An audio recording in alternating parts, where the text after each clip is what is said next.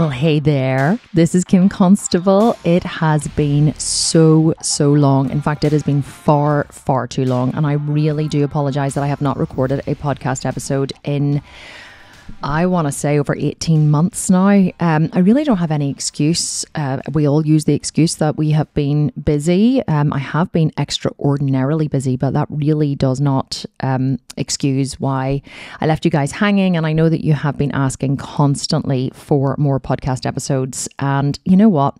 It's actually Saturday afternoon at 3 o'clock, sometime in August, I think August 5th, 2023.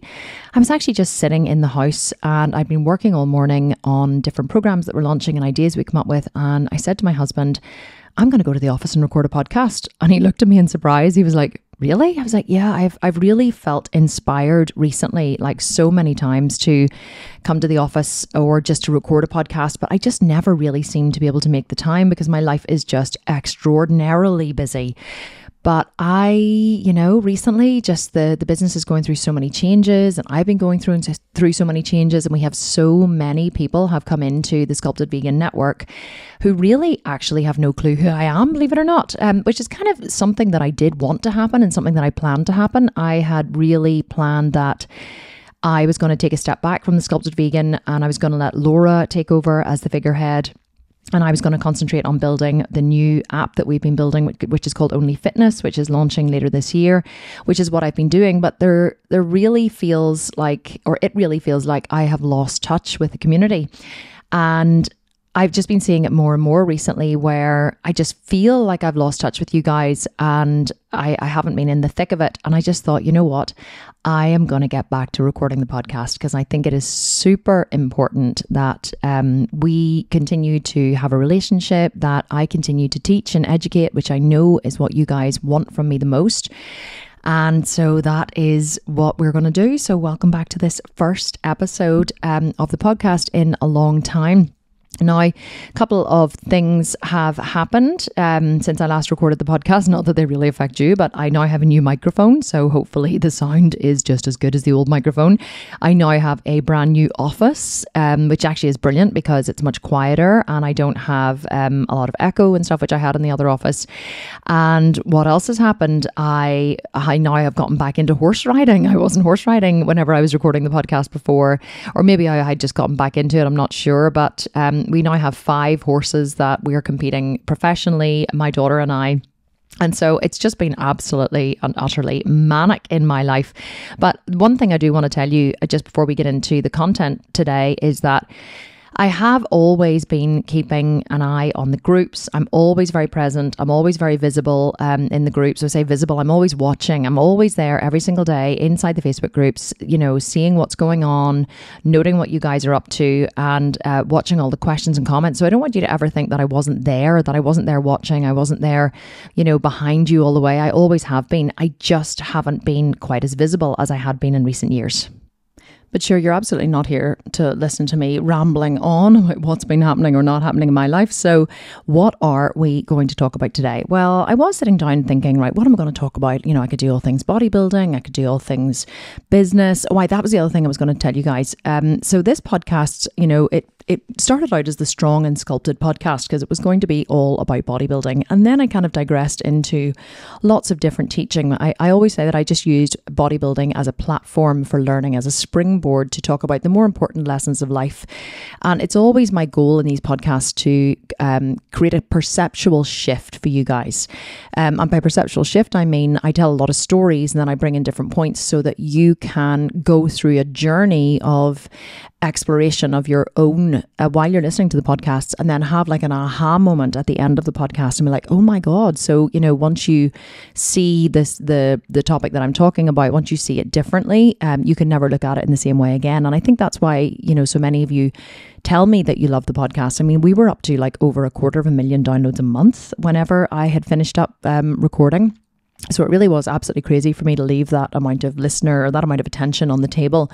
But from now on, I guess this podcast isn't going to be exclusively about bodybuilding. I really have moved to a position or to an area in my life where I'm bringing in everything that's important to me. So I just started a new group called Coached by Kim, and people kept asking me, like, what is the group? It's a paid group. The first month is only $9.50. Like, it's nothing. And then it's $19 a month after that.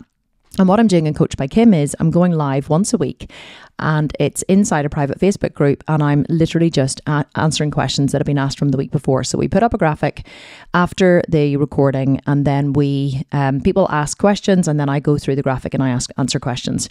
And those questions are about business, bodybuilding, about mindset, about self-sabotage, about parenting, about everything. And I just weave all of my stories and all of my experience and all of my learning into the answers that I give, and people are absolutely loving it. If you want to find out more, you can check out the show notes, or you can go to the website. I'm not exactly sure of what the URL is, but it'll be somewhere on the Sculpted Vegan website. Coached by Kim is the name of the group, and you can absolutely join that. It's a cancel anytime program. There's no obligation to stay a member. But the reason why I started that is because I really feel that as a human being, I have evolved to a time in my life where it's not just about bodybuilding. Like, I'm 44 years of age. I'm, hurtling towards menopause. My mum was in full menopause by the time she was 45. My sister is 46. She's in full menopause. My other sister's 45. She's approaching full menopause. So, I'm hurtling towards full menopause. I now have, this company that I started in 2016, so it's 7 years old now, the company. My kids are all teenagers and growing up, my eldest is driving. So my life really has evolved to a place where I feel like I'm much more rounded, I guess. And so with this podcast, it's not just primarily going to be about bodybuilding moving forward. I'm going to try and record every single week again. It's going to be, I guess, a much more well-rounded podcast, if you like. Kim's Musings, if you like. I maybe call it Kim's Musings rather than the Kim Constable podcast. But and as you know, I don't do a lot of interviews on the podcast, and this is for the honest to God's reason that I find many people quite boring. And I don't mean to be big-headed or narcissistic, I'm not saying that I'm not boring, but the reason why I record the podcast the way I do is that interviews are great, but you really just have to find a very, very interesting interviewee in order to put out a podcast, that is literally primarily interviews. And I know some people are super inspiring, and I have done a lot of interviews on the podcast, and I will continue to do interviews if it's someone who I find really inspiring. But I find that I prefer to teach, and I prefer to use life lessons in order to help you guys have perceptual shifts and be different in your life. So on that note, what we're going to talk about today is that nothing good ever happens inside your comfort zone. So I was asked recently to give a talk at a festival which was happening here in Belfast. And it was called Happy Fest. And I don't normally ever agree to talk at festivals or to give talks or anything like that. Just simply because it's just not a good use of my time, is the honest to God's truth. And I normally, whenever I have some time off, just like to spend the time with my kids or my family, because I really just don't see enough of them as it is. But Kira, who runs Happy Fest, actually got me one day on Instagram. I've known her for years. She is a makeup artist here in Belfast, and she got me one day. I think I'd had a few drinks on Instagram, which is actually the best time for you to get me whenever I've been drinking, because I usually agree to everything. So I'd had a few drinks. I was feeling very magnanimous, and she was like, would you, think about coming to speak at Happy Fest? And I was like, 100%, always happy to support local businesses, which I am, and so she was like, that's amazing. What would you want your fee to be? And I said, no, I don't want any fee. I'll do it for free. It's no problem. So anyway, I went to speak at Happy Fest, and how I normally do things is I really don't plan things in advance, because the best way to teach is just to teach through the use of stories. So I just think about what's the overall message that I want to put out there, which is what I'm doing today with this podcast. What's the overall message that I want to put out there? What are the 3 main points that I want to make in this overall message? And then what stories can I attach to those overall points? So that's a really good tip for any of you guys who are ever speaking publicly, or if you're ever doing any kind of lives or anything like that, on your own online networks or for your own people. You always want to think, what's the overall message? You want to break it down into what are the 3 main points in the message, what stories go with those points, and then what's the conclusion. Because whenever you just teach by using facts and figures, people lose interest very, very, very quickly. Whereas whenever you teach using stories, you keep you keep them very, very engaged. So I decided at the time, whenever I went to speak at Happy Fest, that I would do this talk called Nothing Good Ever Happens Inside Your Comfort Zone. And the reason why I wanted to do this talk is because I had reached a kind of very difficult point in the business, and I'm still in the very difficult point in the business, in that we are basically in a very, very big pinch point with cash, because I've invested probably well over $1 million in developing Only Fitness, the new app that we're launching. It's not ready yet, but I was kind of making space in the business for it, and that I wasn't launching program after program after program, because I was making space for my time and my team's time for Only Fitness launching in September. But unfortunately, there's still a few bugs in the app. It's not ready to launch yet. And so I find myself in this position where it was like, oh shit, I have spent the last year actually making space in the business, not bringing on any other monthly recurring revenue products, not launching any big business products, not launching any big programs, apart from we did Extreme Body Makeover in March, which did a lot of revenue. Like, I did $1.3 million in gross revenue, with about $600,000 or £600,000 actually in pure profit.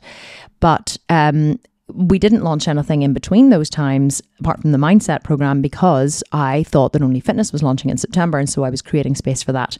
So anyway, I found myself, once I got back I was away on vacation with my family, and I got back and I realized, shit, we are in a bit of a pickle financially. Like, if I don't pull my finger out and get some stuff sorted in the business, then, you know, we are going to be in difficulties. And that, I guess that's part of the reason why I've come back here to do the podcast as well. Not because this podcast makes me any money. It doesn't at all. But I just feel like I'm reaching a new stage of growth in the business, and I really just wanted to connect with you guys again and bring you along on the journey.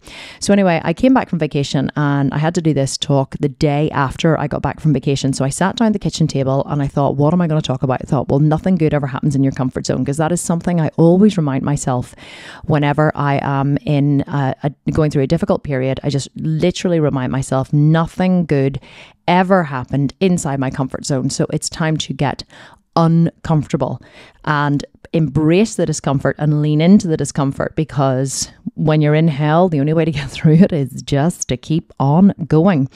So I guess to talk about this, or to bring it all home, I'm going to start with a story, as I always do. You guys have missed my stories, haven't you? And I guess, like, if I go right back to the very beginning, I don't know if many of you know my story and how I got started. I suppose a lot of you do, but there may be a lot of new listeners to the podcast, especially if you've only just been introduced to the Sculpted Vegan this year. And way back in the beginning, you know, one of my most painful and uncomfortable times was whenever the kids were super, super young. And I guess what happened was I met my husband, Ryan, actually, and he wasn't obviously my husband at the time. He and I were introduced on a Tuesday, and I had started to run a business at the time. It was like an NLP business in Belfast, and a friend of ours, a mutual friend, had said, oh, I think I know someone who would be really interested in taking one of your courses. His name's Ryan Constable. He plays for Ulster Rugby. And I said, okay, great. You know, can you introduce me to him? So she took me to his house on a Tuesday night, and Ryan opened the door, and I never forget it. He was wearing the palest of pink t-shirts. It was so pale, it was almost white. And he had like these bulging arms, like bulging biceps. He was in such good shape because he had just retired from playing professional rugby. He was an athlete his whole life, and he was just so fucking sexy. He answered the door, and of course my eyes went out on stock. So I was like, hello. And I was like newly single, and definitely hormones flying. I was only 25 at the time. So anyway, Ryan, and he was newly single as well. So we had a great meeting on the Tuesday. He was definitely interested in what I was selling, probably more interested in me than what I was actually selling. And then on the Saturday, he invited me out for lunch. We went out for lunch, and then Tuesday we met for breakfast. Friday, he invited me to his house for dinner. Ching ching. And I never left. That was it. Friday night, I literally went for dinner, and I never, ever, ever spent another night at home. I was living at home with my mum at the time. I'd moved back home after coming back from England. And so Ryan and I got into this whirlwind relationship. And I found out that I was pregnant in April. So this was like 23rd of January we met, and I found out I was pregnant just after my birthday in April. My birthday's 14th of April. So I was already 7 weeks pregnant whenever I found out I was pregnant. My period, of course, had been like 3 weeks late, and I had just been convinced that I'd been traveling so much and working so much and building this company and late nights and all the rest of it, that I had completely denied the fact that I hadn't had a period. I was convinced that my period was just late because, you know, of all of these different things going on. And only when I did a pregnancy test, I realized I was 7 weeks pregnant. So it was like, hello, Ryan, who I've only met a very short time ago. Here is, I'm actually pregnant now. And so what are we going to do about this? I was going to say, hello, Ryan, here's our baby. But actually, that's what he said to his parents. Whenever I finally went back to Australia to meet them, Corey was 8 months old, our first baby. And it was like, hi, here's my wife and here's our 8-month-old baby. Oh, sorry, not my wife, my girlfriend, because we didn't get married till we had 2 kids. But anyway, I digress. So I met Ryan very early on. I got pregnant very quickly. And then after Corey was born, I just loved being a mother so much. I decided to be a stay-at-home mom. Ryan and I were I gave up the company that I'd been building, and I realized how much I loved being a mom. And so Ryan and I had another baby very quickly afterwards. Kai was born only 17 months after Corey. So I got pregnant again very quickly. I was like totally ready for another one. And then I got pregnant again like very quickly afterwards, but unfortunately I had a miscarriage. But then I got pregnant again and Maya came along. She was 2.5 years after Kai, and then Jack came along only 18 months or just over 18 months. I think it was 20 months after Maya. So I found myself whenever, and I was not, by the way, Jack was a little accident. I definitely was not wanting another baby whenever she was only 13 months and I found out I was pregnant with Jack. And I had gone from, oh, this is so lovely, I love being a stay-at-home mom, it's so wonderful, to, oh my God, I am drowning in children. And I found out I was pregnant with Jack. I was absolutely and utterly horrified. Of course, now, I'm delighted that we have Jack. It's always the way. But at the time, I was just absolutely horrified. I was really not happy to be pregnant. And so then after Jack was born, I was very glad I wasn't going to have any more babies. And I was immediately sterilized actually after Jack was born, because I was like, ain't having any more babies. So I found myself with 4 children under the age of 5. Jack was born in October. Corey did not turn 6 until November. I had 4 children under 5 and 4 children under 6 then very quickly afterwards. And life was really, really, really tough. Now, I'm going to caveat this by saying, I know there are people in the world with real problems. And I know there are people in the world who have 10 children, 12 children, fucking 20 children. I don't know. I know there are people out there with much greater problems than me. But their problems do not seem greater than mine, because my issues make my problems big for me. And so whenever the kids were young, I found it like really, really difficult emotionally, I guess. I don't think anyone ever warns you or sets you up for the fact that whenever you become a mother and your kids are really young, how difficult it is emotionally. It's exhausting. It's exhausting trying not to yell at your kids, trying to keep your state, trying to keep up with their demands, trying to get them all in the car. And I remember there was this one particular day that, I don't know why, I had this vision of being like some kind of super mom or something. It wasn't even conscious, but definitely I tried to keep the house clean and make sure all the laundries were done. The laundry was done on time, and I cooked really delicious food every night. And honestly, Ryan was no fucking help at all. I mean none. He grew up in a family where, in South Africa he grew up, and then he moved to Australia when he was 12. So in his family, his father did nothing. His mum never worked. She was the one who always, looked after the kids. She baked a cake every single day. They never really had a lot of money growing up, but his mum was always there at home, and the dad did absolutely nothing. He just went out and worked all the time. So Ryan at the time was trying to build his company. He just retired from professional rugby. He'd started a rugby agency where he was representing rugby players as their agent. He was doing pretty well, but he had to take calls at all hours of the day and night. Like his players would have rung him for a chat about their bloody future rugby playing career at like 9 p.m. on Christmas Eve. That was the one that really took the biscuit for me. 9 p.m. on Christmas Eve, he got a phone call from one of his rugby players, and he took the bloody phone call and like talked this guy off the ledge about his career. But that's what it takes to build a business. I totally understand that now, but it didn't make it any easier for me, because I honestly just felt that I was drowning, absolutely drowning. And Ryan really gave me no help whatsoever when the kids were young. We have a completely different relationship now, but no help when the kids were young. And I found it really, really, really tough. And I was also very hard on myself. It wasn't even that Ryan was hard on me. He did have very high standards, of course, but I had very, very high standards for myself. And I remember this one particular day that for some reason, I used to take the kids to these tennis classes all the time. And, because it's very important for kids to go to tennis and do these little mini active classes and stuff at the local gym. And so there was this particular day, I remember I had gotten, Corey's coat and shoes on, and then I got him in the car, and I had to do it in stages, right? Anyone who's a lot of kids will understand this. You can't get them all out to the car at the one go. You have to, put the baby in the carry cot and set him on the ground. And then you get, the oldest one's coat and shoes on, and then you put him in the car, and then you get the next one's coat and shoes, and you put him in the car. And then, you try to get them all with their coat and shoes on at the same time, but it never works. And then once you get one on, especially if they're toddlers, the other one then takes their coat or shoes off, and then they lose them somewhere, right? Or they spill something on themselves, and then you're like, put your bloody shoes on, keep your shoes on, don't take your shoes off, and you're out and in. And so I'd put one in the car, and then I come back into the other one's shoes, and then that one got out of the car and came back in. I was like, no, go back to the car. And then the baby started crying, and I was trying to get Maya in the car, and it was just... It was absolute and utter chaos. And at the time, I had been trying to earn some money running a business from home, running a language program for children, because I always wanted languages for my kids. And so I was actually, I had started this business before Jack was born. And then after Jack was born, I tried to continue with the business. And so I was trying to coordinate these language, speakers, these students or these, language teachers that I had employed to not only come and work at my house with my kids, but also I was driving them here, there and everywhere to go and to other people's houses so they could have languages for their kids. I was trying to coordinate all this, trying to look after the kids, trying to do the shopping, trying to do the cooking, trying to do the laundry, trying to keep the house clean, trying to look after my own sanity. And this particular day, I remember the kids just being absolutely chaotic. I was so stressed. I was so trying to get them out the door. And I remember I just fell to my knees and started to cry. I just literally broke. I absolutely broke in that moment. And I sank to my knees and I put my head in my hands and I started to sob.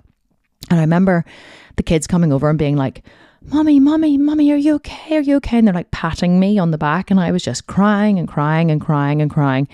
And the baby started crying. And I was like, I can't even pick that baby up because I can't comfort another human whenever I'm so upset. And I was like, Jacob obviously was the baby.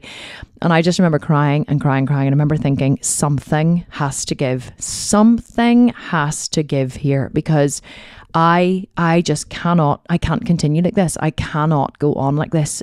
I'm done. And I think the thing that was hardest for me was that Ryan really did not give me any support. And it's not like I didn't ask for it. I did, but I wasn't the kind of person, and I am this kind of person now, but I wasn't the kind of person to say, oi, you get over here. I need you to do this, or you need to be home to do this. I wasn't the kind to demand someone's support if they're not willingly going to give it. I'm just not that person. I'm definitely better now, but I wasn't that way at the time.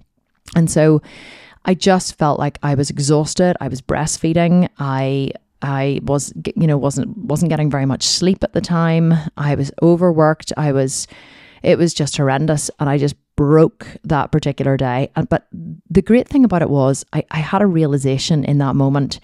Of course, I can look back on this hard time now and say, I'm so glad that it happened, because I realized in that moment as I was on my knees in the hall that no one was coming to save me.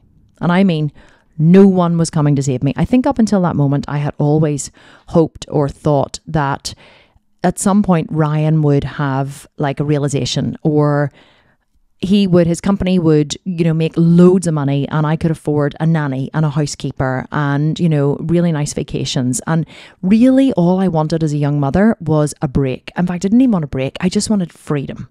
I think that's why people start businesses. I think that's what they crave whenever they see people with successful businesses or people with a lot of money. It's certainly what people say when they see me running my business. They say, what I represent is freedom. I can go and ride my horses. I can go on vacation. I can go to work when I want to. Of course, they don't see the back-breaking work, the hard side of it. They don't see any of that. They only see the freedom. But definitely for me at the time, all I actually ever wanted was to be free. And that is why I'd become a stay-at-home mum in the first place, because I wanted to get out of the grind of working 9 to 5 or building my own company and all that. And I thought that whenever I became a stay-at-home mum and I didn't have to worry about the bills or where the money was coming from or anything like that, I really did think that I would be like a yummy mummy having coffee every day. And I thought that represented freedom.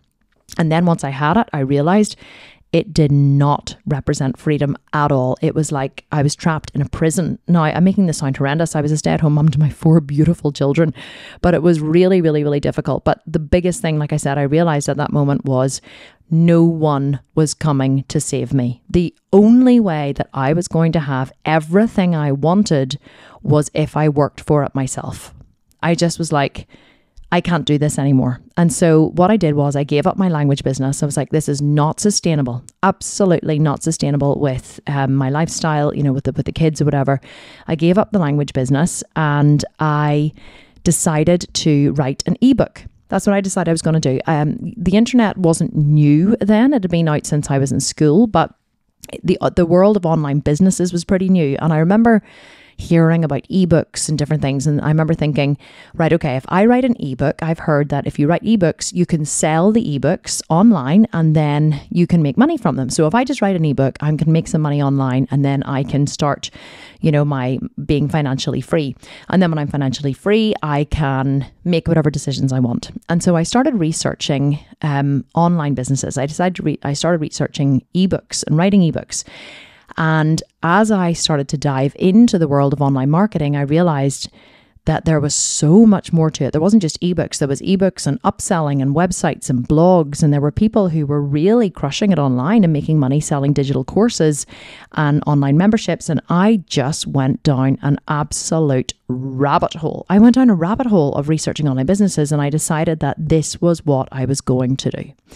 And I never looked to Ryan to provide for me ever again. Now, when I say that, of course, he was still paying the bills, but I had this realization. I think I was always holding out for the day when Ryan's company would make a lot of money, and I, as his wife, I would be entitled to some of that money or to use that money for my, you know, what I wanted to use the money for. And that's just the way it would be because we were married. But the thing about Ryan and I was we had very, very different values when it came to money. Ryan was a saver. I was a spender.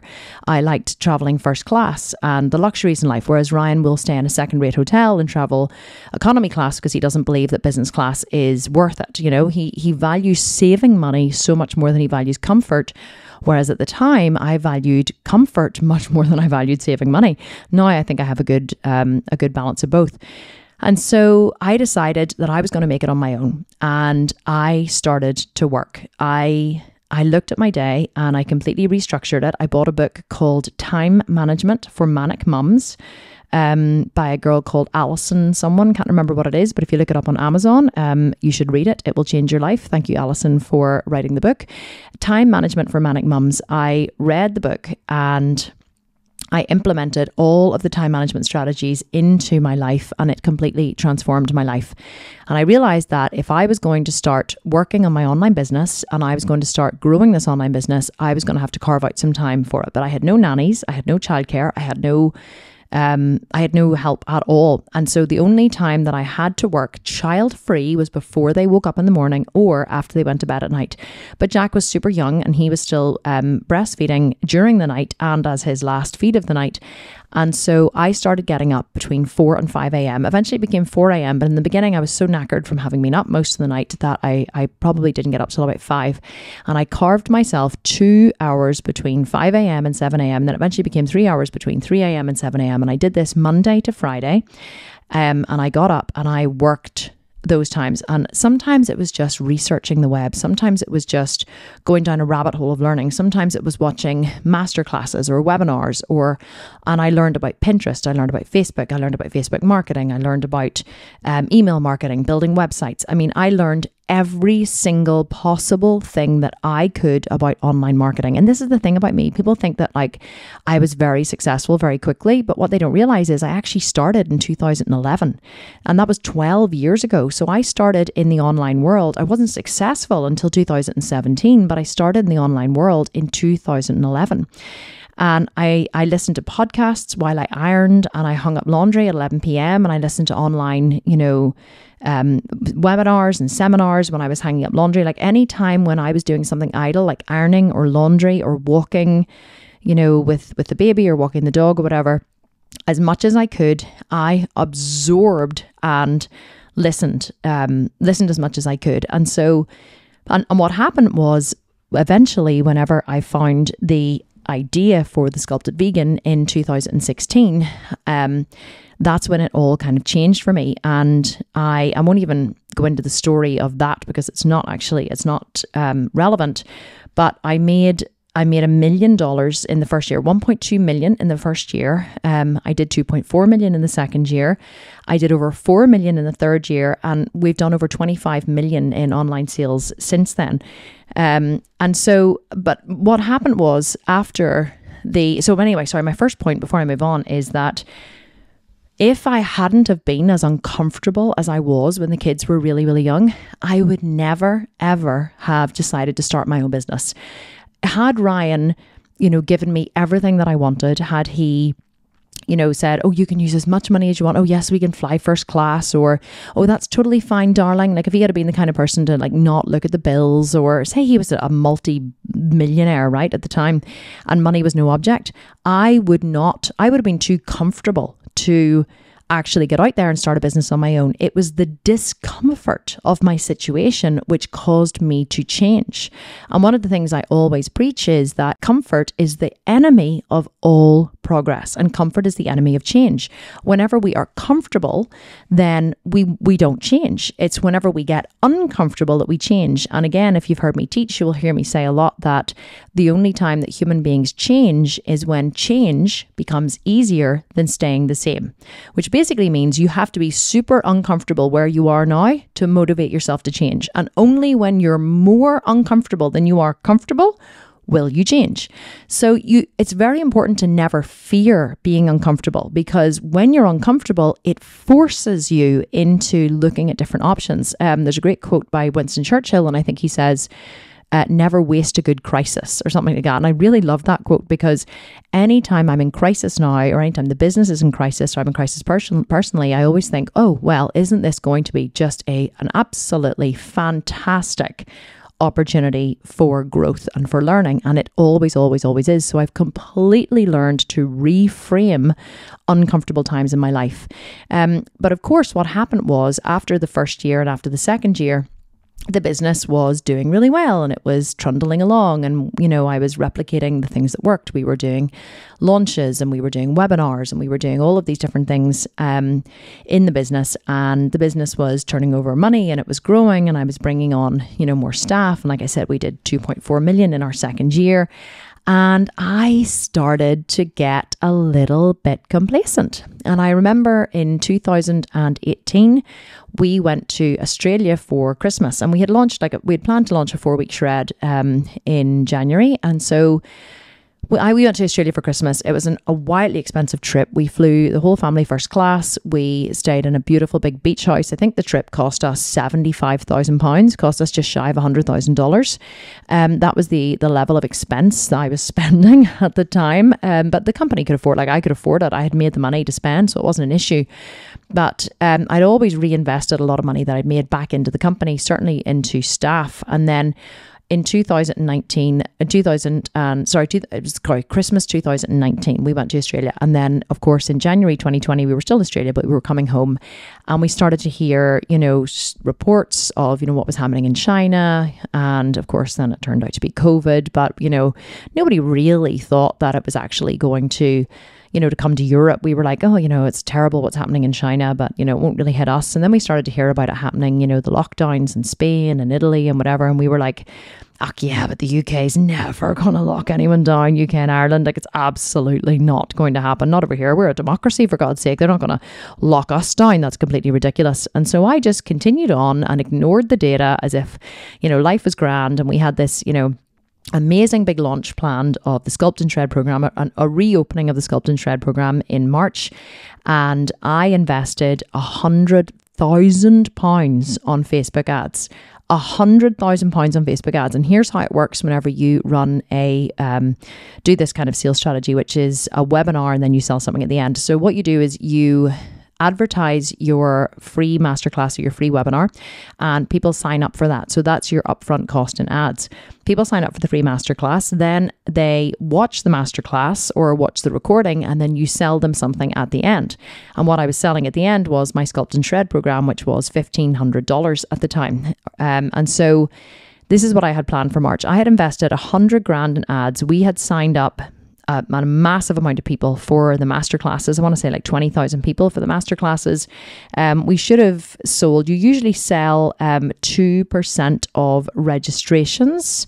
And actually, if I pick up my trusty calculator here, I'm going to tell you how much we should have made. I think we had sold, we signed up 20,000 people, multiplied by 0.02. We should have sold 400 programs, multiplied by $1,500. We should have made about $600,000 in profit. So I should have, been absolutely 100% to pay off that 100,000 that I had on the credit card. And we'd done loads of these launches before, so we had loads of data on them. So of course, I'm sitting there, first night of my first masterclass. I have like 8,000 people registered for it. I go live and I start to look at all the numbers coming up in the masterclass, and I realize that there's nobody joining. Or the numbers go up to like 14, 15, 16, and then maybe to 80, then maybe to 100. Now, normally when you have about 8,000 people registered for a masterclass, you should have about 20% of people show up, which means I should, out of 8,000, I should have had about 1,600 people showing up live. And I think in the end, I had about 120. And I was like, what is going on? Where are all these people? But the show had to go on. I still presented the masterclass. And at the end of the masterclass, normally what happens is you start, people will always purchase live on the masterclass, and you shout out their names as they purchase live, and the purchases come in. And then after you finish the masterclass, more purchases come in. And at the end of the masterclass, there were no purchases. And I was like, holy shit, what is going on? Like, it was so weird to me. It was like I was in some kind of alternate universe. And then I went next door. I went to get some dinner. We decided to do these ones quite late at night to appeal to the American market. So I went across the road to the Indian across the road to get some dinner. And the place was absolutely deserted. I remember saying to the guys there, like, I was in the office, I was like, what is going on? They were like, oh, we don't know. Like, this COVID thing is coming. Like, it's everyone, like, there's no one here tonight. Our restaurant is empty. They were all, worried as well. And anyway, I went back, I did my second masterclass. And then the next day I realised that the shit had hit the fan. COVID had hit Northern Ireland. Everyone was panic buying toilet roll. What the hell was that all about? Everyone was in the supermarkets, panic buying everything. Mass panic had ensued.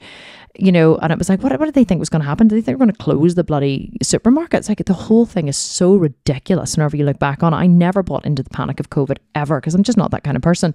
No judgment, by the way, if you are. I totally get it. Like, the media sell fear. Like, it's their most delicious thing to sell. But anyway, so this all happened right in the middle of my launch. I realised after the first day, we made no sales that night, or one or two maybe, and like one or two sales of a $1,500 program is not going to clear my 100,000 bill. And I realised that I had to do something, and I had to do something fast. So I completely pivoted in the business. Anyway, we pivoted quickly. We added a home program component to it. We still went ahead and launched. I was like, I can't pull out of it now. We actually ended up making, I think, about $250,000 in gross profit. We were expecting to make about 600,000. So I was able to clear my Amex bill, even though I thought that I wouldn't. And I just really pulled out all the stops and went ahead and, and with the launch, very few hard days in between the different webinars, trying to figure out what to do. But then after the launch was over, I realized that my business was in serious diffs, because I hadn't taken my eye off the ball, but I had banked a lot. I'd become complacent, if I'm honest. I'd banked a lot on this new webinar that I was running in March, making an absolute fortune. And it just didn't happen. And so I was able to pay off my credit card bill, but it left very, very little money in the company to run the company. And we had no other launches planned. Well, I think we had a couple of different launches planned, but we had to completely change them because gyms were now closed. And our whole business was predicated on the fact that people had to go to a gym, and gyms all over the world were closed. People couldn't go and train in the gym. We didn't have any home programs at all.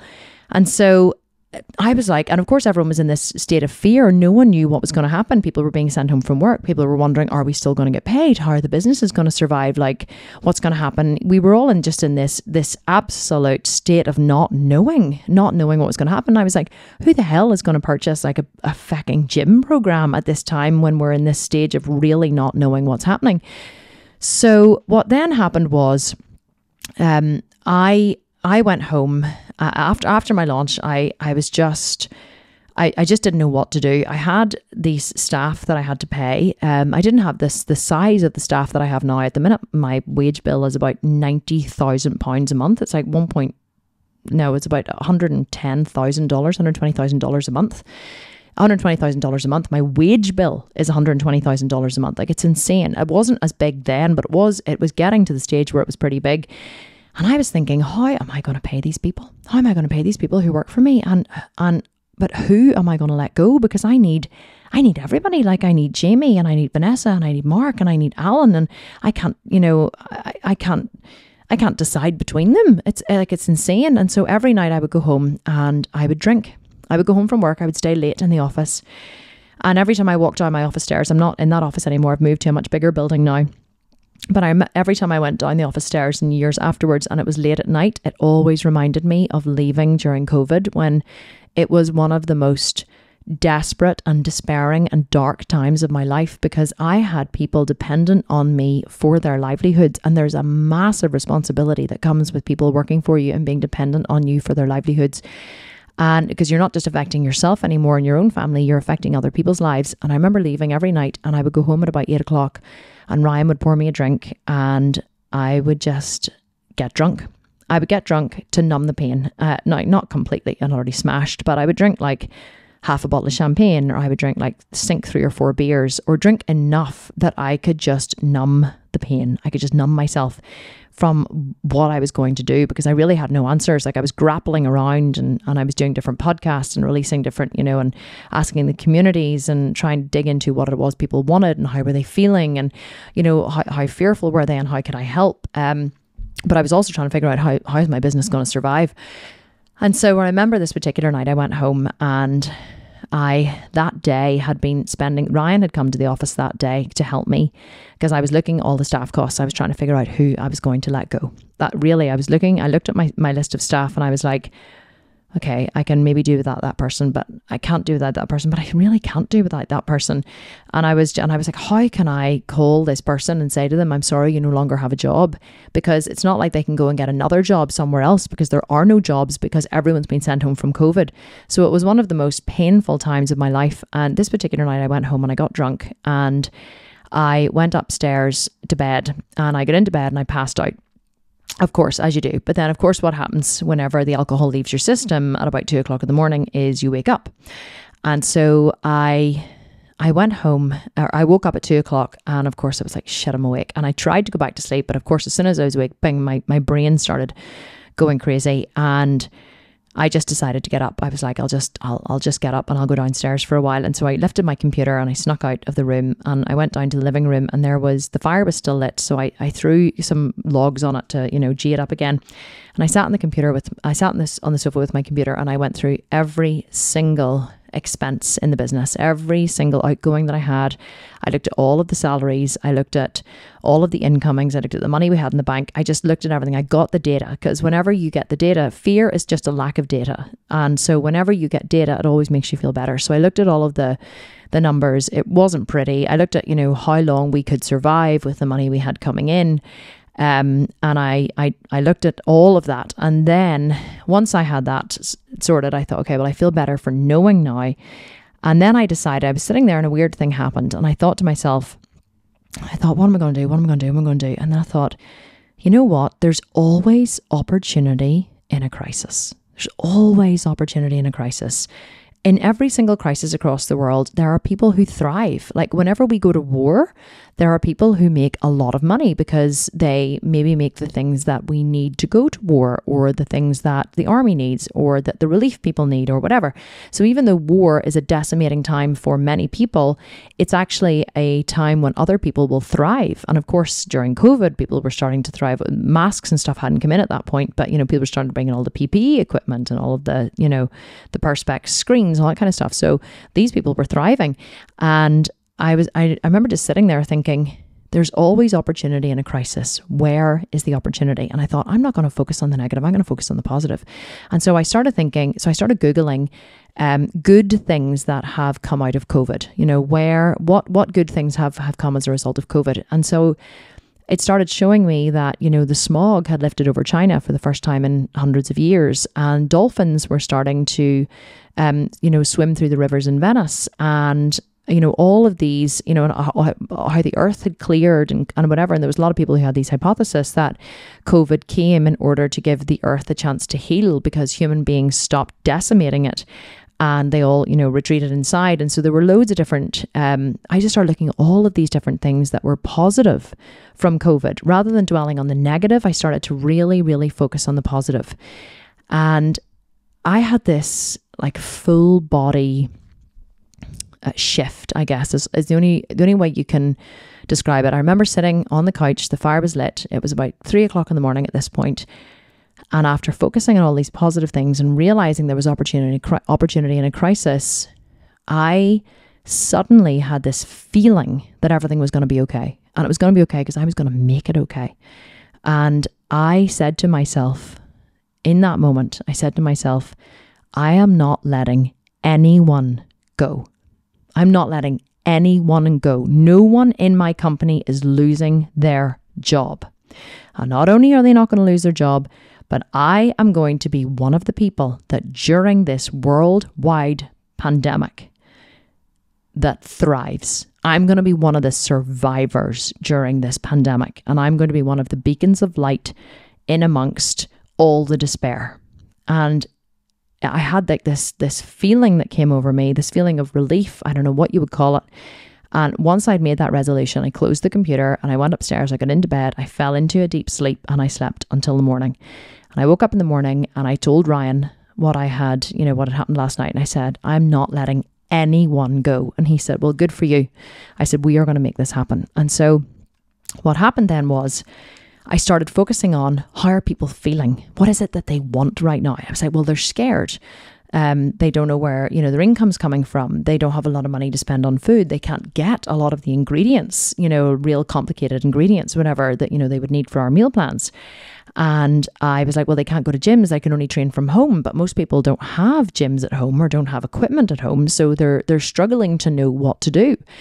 And I started really focusing on what it was people wanted. And I remember then we built a gym in our house, and I remember training in the gym one day, and suddenly this idea started to come to me when I was training, and I was like, it's like people are in jail, it's like they're being forced to stay in their houses, and it's it feels like prison in a way.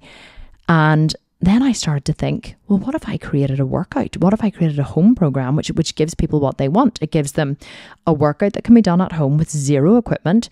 I'll give them, money, the opportunity to win money at the minute, which loads of people want because they're struggling with money. I'll give them a really super simple meal plan, and I'll put the focus on it. I'll make it like like a jailhouse, something, which really resonates with how they're feeling right now.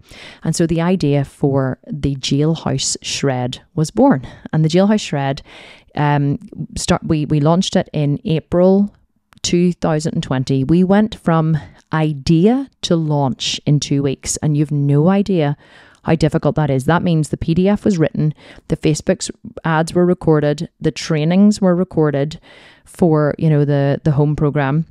We had to record all the exercise videos. We had to do all the Facebook ads. We had to do the campaigns. We had to design all the Facebook ads. We had to do all the checkouts, everything. Design from idea to launch in 2 weeks.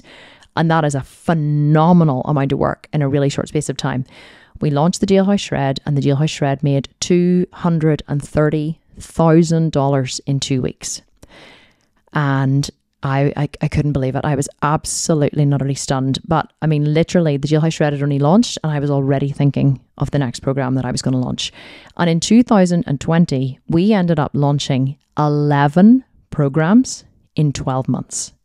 11 programs in 12 months. We did the 4-week shred in January. We did the Sculpt and Shred in March. We did the Jailhouse Shred in April. We did Butt Camp. We did Butt Camp in June. We did Basement Jacked in July. We did $1 Million Mentor in August. We did Sculpt and Shred again in September. Then we also did the Holiday Shred. We launched the Ultimate Vegan Kitchen. And I think there was one more in there. I can't even remember. I wasn't counting. But we reached the end of the year completely exhausted. But we doubled our turnover. We doubled our turnover. So we went from 2.4 million the year before to 4.5 million in the COVID year. And it was amazing. It was absolutely and utterly amazing. So, I mean, what is the point in what I'm telling you here is that I'm so thankful, so thankful for that really hard time, because it forced me to be better than I was. Because nobody is motivated from a place of comfort. Not even me. Not even the almighty Kim Constable is motivated from a place of comfort. I had sunk into a place of comfort after COVID, after being in Australia, after, really pushing hard to grow the business. For a long time, I had sunk into a place of comfort. And it was COVID that gave me a kick up the ass to get going again and really build something big.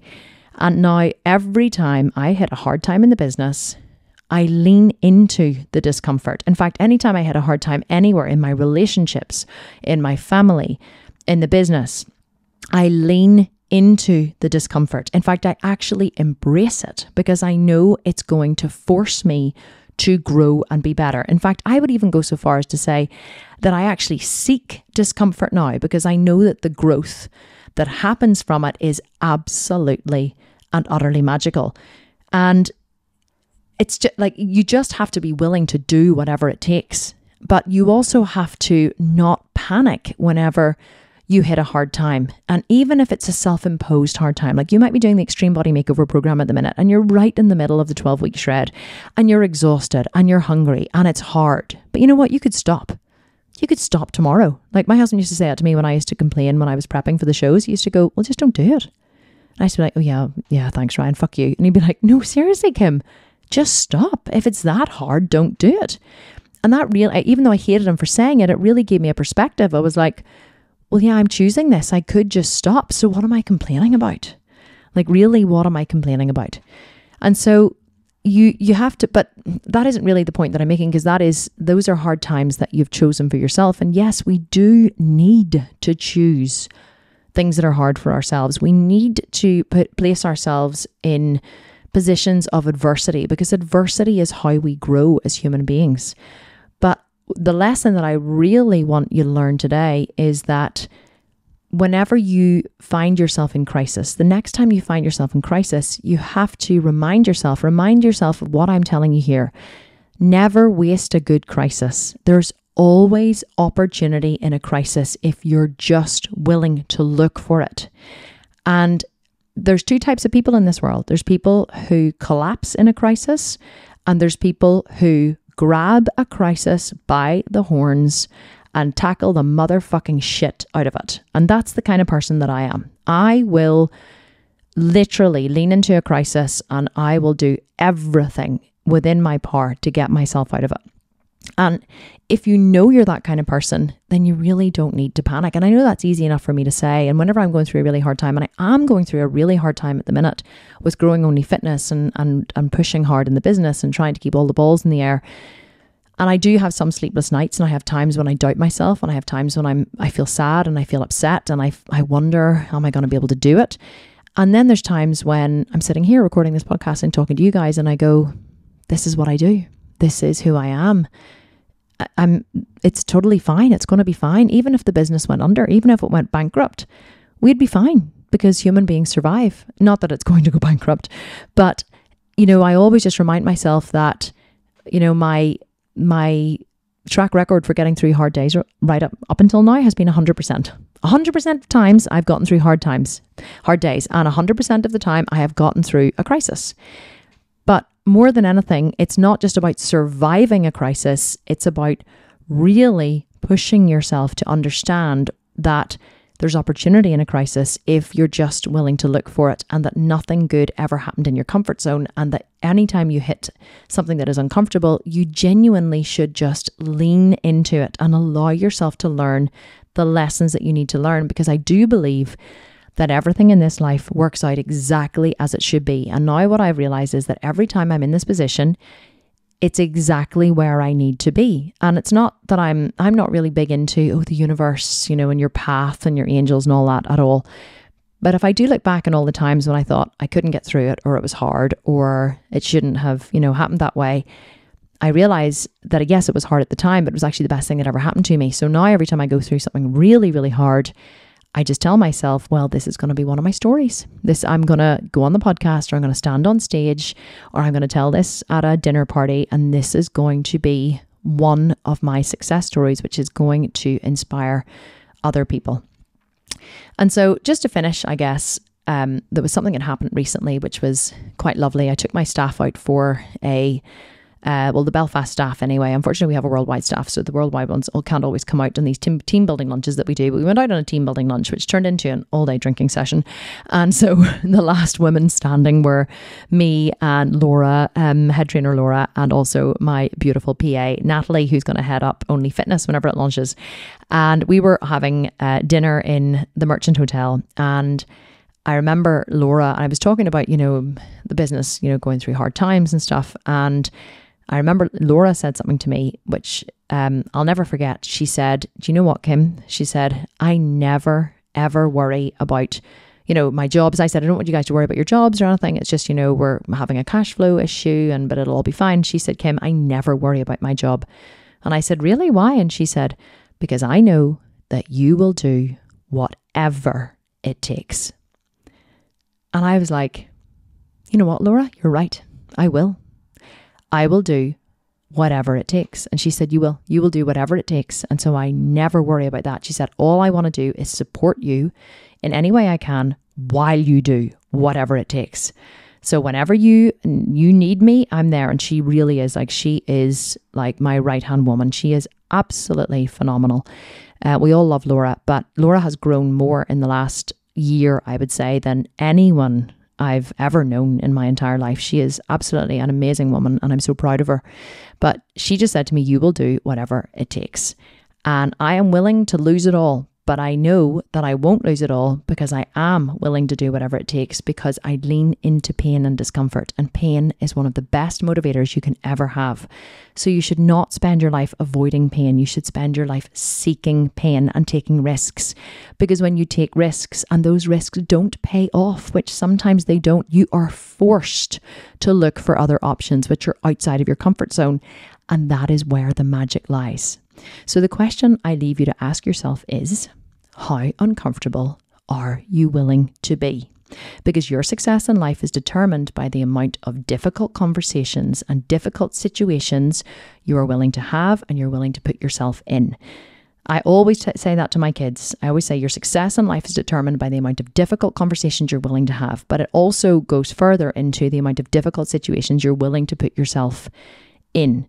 So what I want to encourage you all is to dream big and take risks, because nothing good ever happened inside your comfort zone.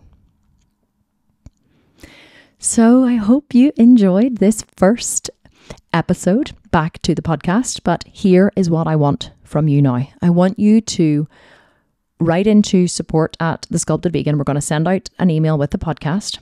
I want you to write into support. I want you to respond to that email. Just hit reply. And I want you to tell me, what do you want me to talk about on the podcast? Ask me a question.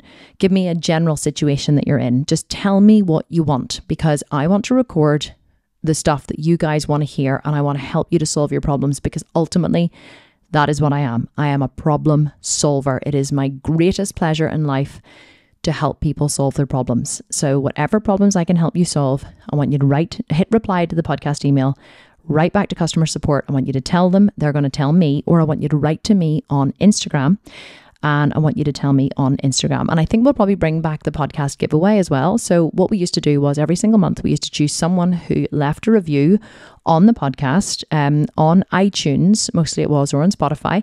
They used to send me a picture of their review on Instagram, and we used to choose one person to win any Sculpted Vegan program per month. So let's bring that back. Leave a review of the podcast, send me a review. You can leave one every single week if you want. Send me a picture of the review, and I will enter you into a draw to win any Sculpted Vegan program of your choice just by leaving a review. It also helps to push the podcasts up the ratings on iTunes and Spotify. Actually, I don't think you can leave a review on Spotify. I think it's only on iTunes or maybe on Podbean. But anyway, do it. Send me a picture of it. And I promise you, I will enter you into the draw to win the free program. Okay, guys, this was absolutely amazing. I feel like I'm back in my happy place. Even though I can only hear my own voice, I can't actually see or hear you guys. I know you're listening. I imagine you on the treadmill. I imagine you walking your dog. I imagine you cooking and listening to this and me talking in your ear. And it brings me so much joy. You have no idea. And I've missed you all so much. And I hope you've missed me too. But I promise I'm going to be back every week now with the podcast and making a commitment. And I can't wait to get your feedback on this one because you're all going to be so surprised whenever it comes out. But all that is left is for me to say thank you so much for listening. I appreciate each and every one of you. I love you all so much. And I will speak to you next week on another episode of the Kim Constable podcast. Bye for now.